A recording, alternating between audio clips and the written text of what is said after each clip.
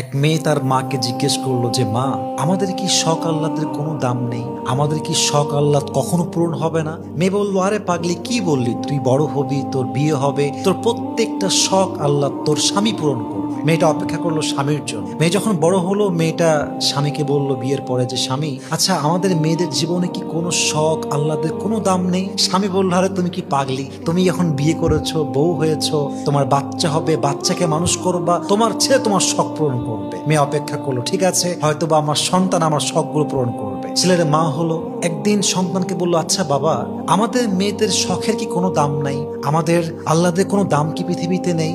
সন্তান বলছে, মা তোমার কি মাথা খারাপ? তোমার বয়স হয়ে গিয়েছে, তোমার এক পা কবরে ঢুকে গিয়েছে, তুমি এখন আল্লাহ বিল্লাহ করবা, কবরের ফিকির করবা। তখন মেয়েটা বুঝতে পারলো যে আসলে পৃথিবীতে নারীদের শখ বলতে কিছু নেই। পৃথিবীটা নারীদের আহ্লাদ পূরণের জায়গা নয়। নারীদের প্রথম এবং শেষ ঘর কবর ছাড়া আর কিছুই হতে পারে না। ঠিক কিনা বলেন?